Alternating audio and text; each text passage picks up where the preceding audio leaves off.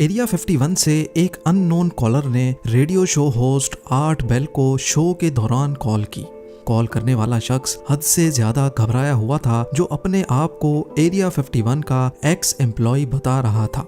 उस शख्स ने आर्ट बेल को एरिया 51 से मुतालिक चंद हैरत अंगेज राज बताना अभी शुरू ही किए थे कि अचानक सैटेलाइट ट्रांसमिशन बंद हो गई और उस कॉलर से राब्ता टूट गया। लेकिन 7 महीनों के बाद उस शख्स की दोबारा कॉल आई। ज़ेम टीवी की वीडियोस में एक बार फिर से खुशामदीद। नाजरीन, हमारी दुनिया तरह तरह की मिस्ट्रीज से भरी हुई है। ये मिस्ट्रीज कुछ ऐसे वाकयात, ऐसे इंसिडेंट्स या फिर ऐसी डिस्कवरीज की वजह से पैदा होती हैं जिन पर यकीन लाना इंसानी दिमाग के बस की बात नहीं होती। और यही वजह है कि आज तक इन मिस्ट्रीज का कोई सॉल्यूशन नहीं निकाला जा सका। आज हम 5 ऐसी ही मिस्ट्रीज के बारे में जानेंगे जिनको आज तक सुलझाया नहीं जा सका। नंबर 5, यूएस स्टेट नेवाडा में 7500 स्क्वायर किलोमीटर का एक ऐसा टॉप सीक्रेट एरिया है जिसको एरिया 51 कहा जाता है। यहाँ अमेरिका की एक एयरफोर्स बेस है जहाँ पर यूएस मिलिट्री के कई राज छुपे हुए हैं और इसी वजह से इस पूरे इलाके के आसपास भटकना भी इल्लीगल है।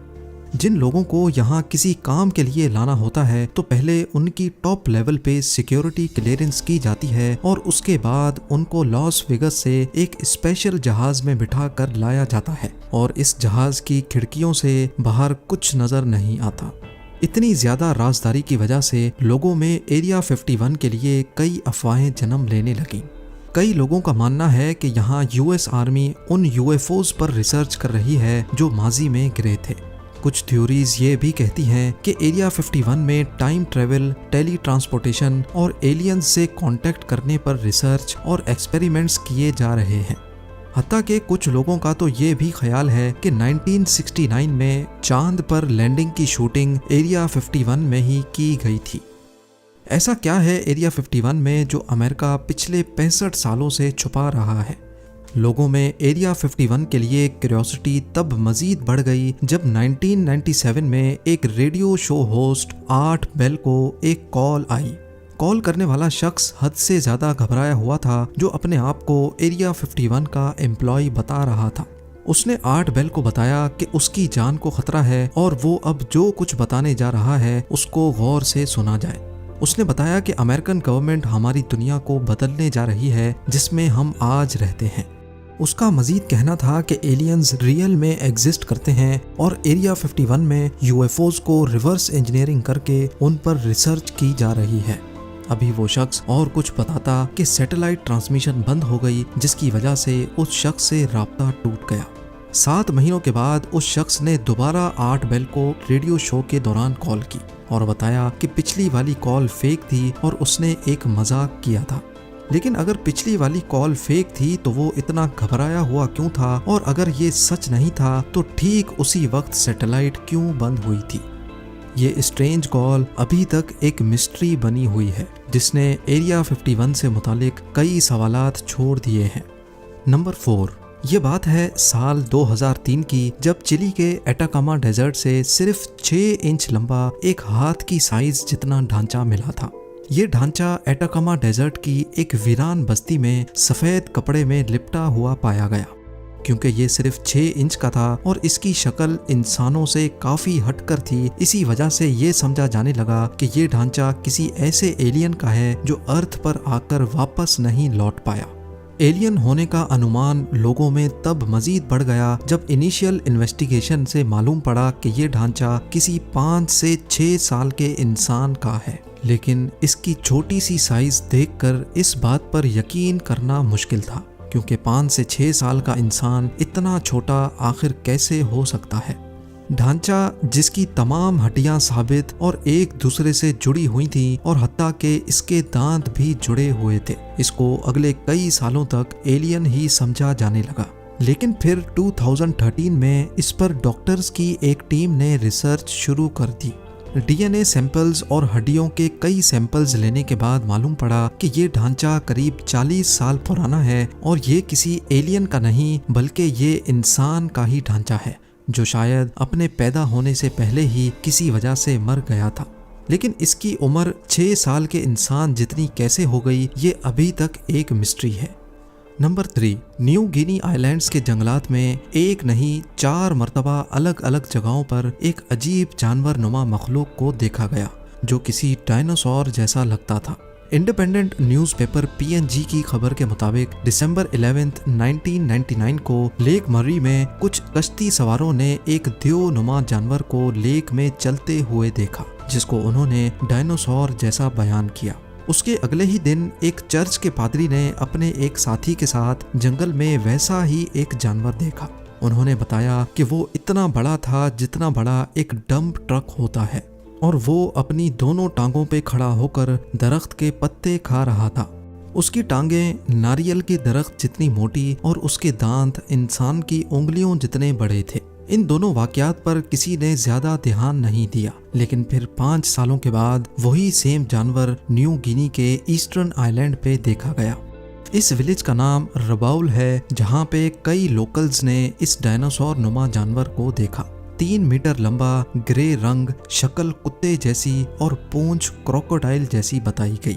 इस खबर ने कई न्यूज एजेंसीज को रिपोर्ट करने पर मजबूर कर दिया और साथ ही गवर्नमेंट ने भी एक सर्च पार्टी बना डाली। गांव वालों का कहना था कि हमने इतना बड़ा और ऐसा अजीब जानवर पहले कभी नहीं देखा, इसी वजह से हमने भागकर अपनी जान बचाई। एक और चश्मदीद गवाह ने बताया कि वो बहुत ही बदसूरत था और उसका पेट 900 लीटर वाटर टैंक जितना बड़ा था।